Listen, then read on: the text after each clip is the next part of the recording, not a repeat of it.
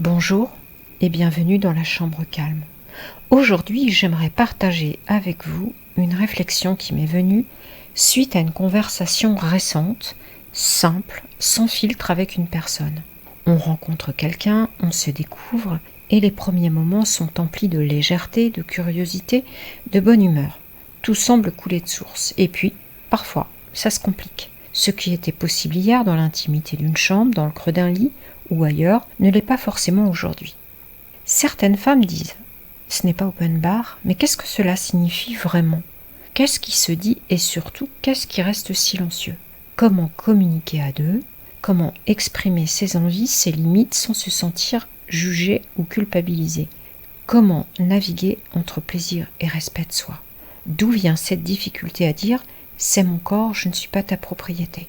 Certains diront que c'est une question d'éducation ou de génération. Je crois surtout qu'il s'agit d'une capacité à poser des mots sur ce que l'on ressent.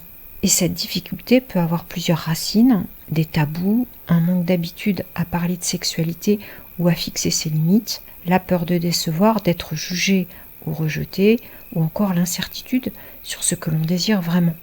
Parfois, le rapport de pouvoir, l'expérience ou même un stress soudain peut nous bloquer. Parfois, ce sont des expériences passées où nos limites n'ont pas été respectées qui rendent l'expression de notre désir plus difficile. La première fois qu'on est avec quelqu'un que l'on désire, on ne se jette pas sur lui. On observe, on écoute, et même si tout se passe facilement, on se demande « la prochaine fois, cette personne aura-t-elle envie ? Les gestes seront-ils automatiques ?»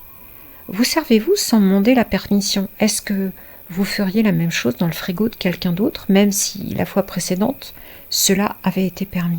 Il y a quelque chose de précieux dans cette capacité à poser des mots sur ses envies et ses limites. Quand on apprend à dire ce que l'on veut ou ce que l'on ne veut pas, on découvre un espace de confiance avec soi-même, un espace qui permet de savourer ce que l'on choisit et de poser des gestes qui nous ressemblent.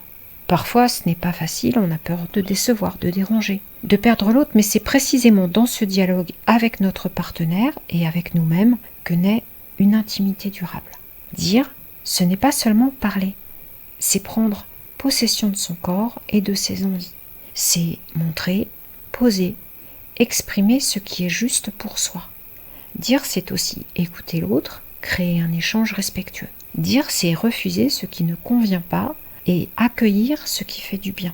Dire peut-être silencieux, un regard, un geste, un retrait, ou verbal, clair et précis. Chaque manière de dire est légitime, tant qu'elle reflète ce que vous ressentez. Et n'oublions jamais, le consentement doit être clair, volontaire et enthousiaste. Le silence ou l'absence de refus explicite n'est jamais un accord. Alors je vous invite à une petite expérience intérieure. Oui, fermez les yeux un instant. Respirez profondément. Et posez-vous ces questions doucement, sans jugement et sans urgence.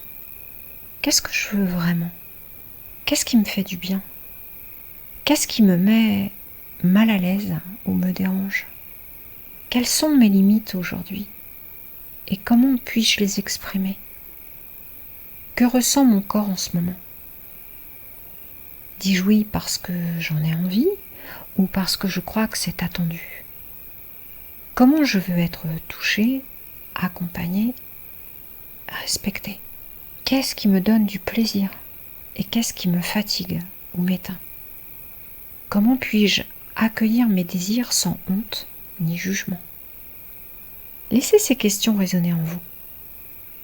Écoutez les réponses qui émergent doucement et observez ce qu'elles révèlent.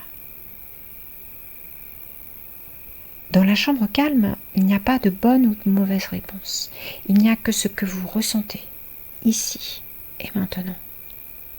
Parfois, poser ces mots ou simplement les reconnaître en silence suffit à créer un espace de liberté, un espace de joie.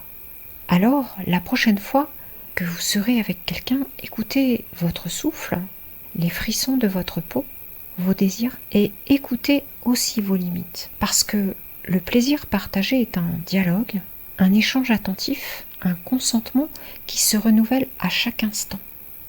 Merci d'avoir pris ce temps pour écouter et vous connecter à vos ressentis. Si quelques questions ou émotions ont résonné en vous, sachez que Dans ma pratique de sexothérapie, j'accompagne avec bienveillance celles et ceux qui souhaitent explorer leurs désirs, poser leurs limites et trouver un équilibre intime et respectueux. Vous avez la possibilité de laisser des commentaires plus bas ou de me contacter. Mes coordonnées sont à votre disposition un peu plus haut. Prenez soin de vous et à bientôt dans la chambre calme.